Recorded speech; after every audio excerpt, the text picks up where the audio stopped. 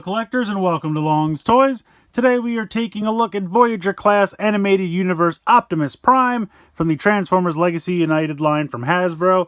So we have animated Optimus Prime here. He's looking absolutely fantastic. Love the artwork here of the vehicle mode on the front, and then some really nice artwork of the robot mode here on the side. I'm really excited for this one. I wasn't the hugest animated fan, I have to be honest, but I always liked Optimus's design, and I think this figure looks absolutely fantastic. Over here on this side, we have that standard half of the United mural going on. Nothing really going on the bottom. Got the Legacy United logo there on the top. And then over here on the back, we have some product shots of the robot mode and the vehicle mode. Of course, he comes with his giant axe, which I think also looks really cool.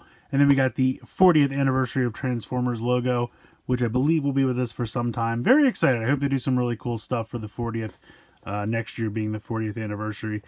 I can't believe that it's been that. I mean, literally, Transformers has been with me my entire life. So, very cool. Gonna go ahead and get this guy out of the box, and we'll take a closer look.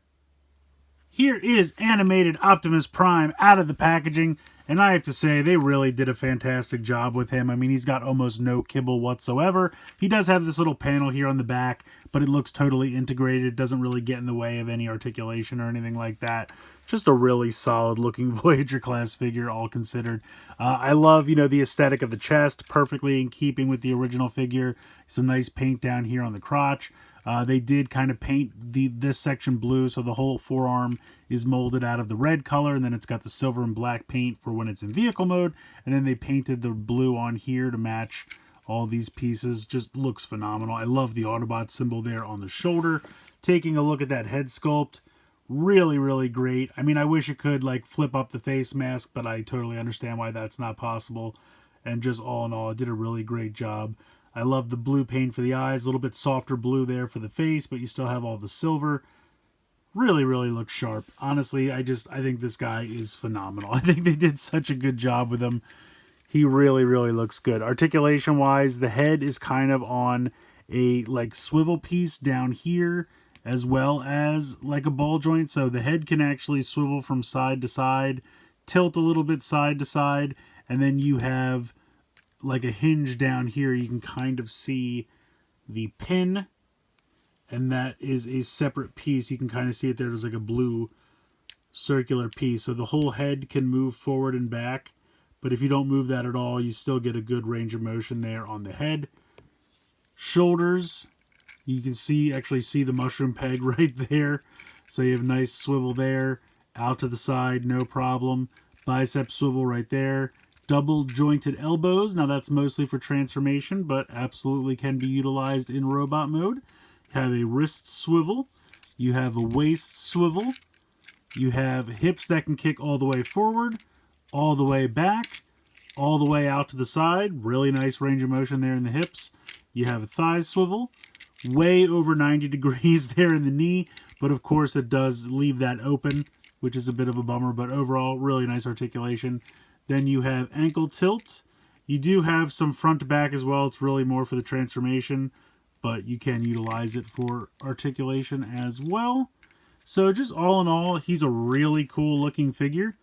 I like this quite a bit. He does come with one accessory, his axe, which is some nice blue translucent plastic here. And then the red and the silver are painted over top of it, but then this is all molded out of gray. So if you want, you can go ahead and just pop it in his hand like so. No issue there. Or if you want, you can extend this piece out and it will soft kind of click into place. So if you want him to have a longer handle here, you can kind of put that all the way in. And if you move this around and utilize all of his swivels and everything, you absolutely can have him two-hand wield the axe, which I think is kind of cool. You can kind of see that it can kind of get loose in his hand though, which is weird, just the way that it goes around, but still really cool that you can wield it with two hands. I think that's really neat. Or if you would prefer, you can close this back up and then you can store it here on the back. And it'll just peg in right there, so you can kind of have that over the shoulder, which is a cool look as well. Now the light bar piece does come in the package separately, so if you want to remove that, you can. It's very simple. There's just a tab here and a spot, and you just go ahead and peg that on. But if you want to leave it off for some reason, that would open up some other places where you could store the weapon, give you some more options there. But it is meant to peg in there on the back and then just kind of go there. I mean, technically you could peg it here on the side if you wanted. You know, you could peg it in wherever you want, but you do have that nice back storage spot there. But yeah, it's a really cool looking figure. I think he looks absolutely fantastic. And the transformation is actually pretty cool, so let's go ahead and get into it. Alright, so we are going to start off by opening up the hands here. You can see this piece flips all the way over, and then the hands are just going to flip up inside there. And you can kind of see how it's kind of perfectly beveled to fit the hand perfectly. And then you can just close that back up, and we'll do the same thing over here. So go ahead and hide the hand inside the forearm. Then we're going to come down to the feet. And you can kind of see the seam as it runs all the way up here. You're going to grab that piece. And it can be a little difficult to pop out of here. To be quite honest, it's pretty securely snapped in. But I think that's good because otherwise it would be kind of loose. But anyway, there we can finally get that open. And then you are going to flip the foot down. And this whole piece will kind of extend out like that for now. Then we'll kind of move that out to the side so we can repeat the process over here with this leg. So pop that all the way out and push the foot down. And then we will leave that there like that. We will come to this section here and pull away the front plate. And then that way you can see it's on a piece with two hinges there. So we can kind of just pop that out for now. This section will also kind of pop out like so. Now you can see inside here that there are actually two mushroom pegs. So this is the mushroom peg for the waist swivel, and then there's also kind of a torso swivel. Now it's not utilizable in robot mode because these pieces are locked in, but we're going to pop these out to the side, and then we can go ahead and utilize that to spin it 180 degrees, like so.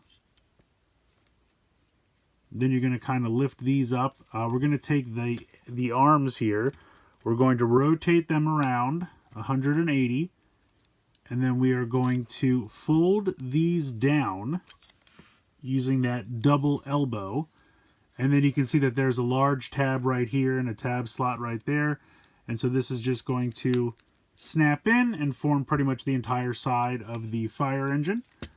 So we are going to rotate this 180, and then we are going to bring this down and snap that into place.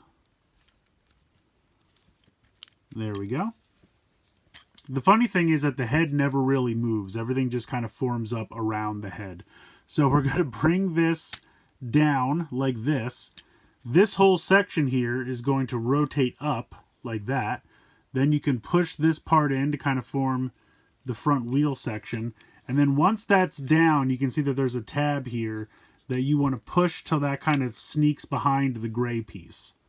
Now once that's in, you can't push this piece up anymore, so when you're transforming backwards you have to make sure that you kind of disengage that tab before you can start to open this piece up again.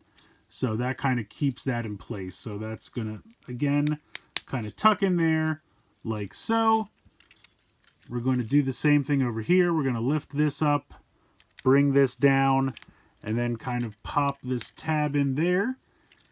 And then that's going to start to form the whole front of the vehicle here. So then this is going to come up and tab in here like so. And you might have to play with this a little bit to line everything up, because sometimes the arms like to kind of move out of the way. Then we are going to drop this on top, and that's going to form the whole top section of the vehicle mode there. We are going to make sure that this is straight so that we can flip the legs around 180 degrees, and they will actually tab into these little spots here on the torso. So this is going to come up and click into place, and then also there's a tab. Where's the actual tab? it's right here. So it's kind of, I think it's this spot here on the thigh. But when this comes around, there's a spot for that to connect in. I think it's these little two tabs right here. This comes around and you can connect the two legs together. You can see that there's kind of a slide. So you can slide this on top of there. This is going to click in here. Make sure that's tabbed in there on the thigh as well. And then you can see these two little tabs, which are going to tab into these two little spots right here. So you're going to flip this up. This is going to come up, and then these will come down and sit and peg in there. Like that. And then the last step is these two black tabs here will tab in right here and here. So this just comes up, and that snaps in there like so. And there we go. We have Optimus Prime in vehicle mode. I like the vehicle mode a lot. I like the silver stripe and the black. I think that looks really sleek. You have the yellow there for the headlights. You have the light bar on top. Rolls very well. And it's very compact. I think it's kind of funny. So he's a Voyager class, but then just for a size comparison, here is Deluxe class medics.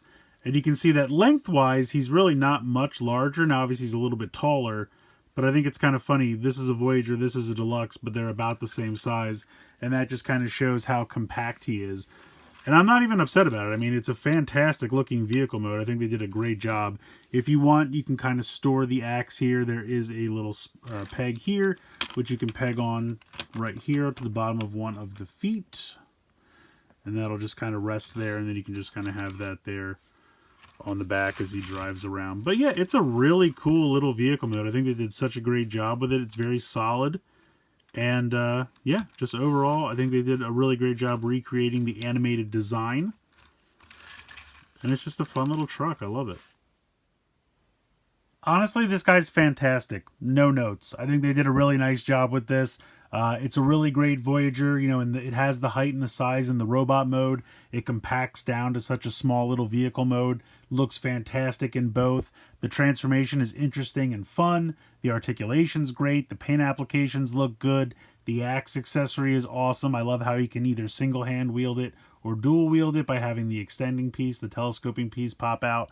The light bar, you know, pops on the back, which is great. Doesn't really have any kibble. Everything feels really solid. I mean, you do have a little bit of hollow here, but honestly, the legs feel solid.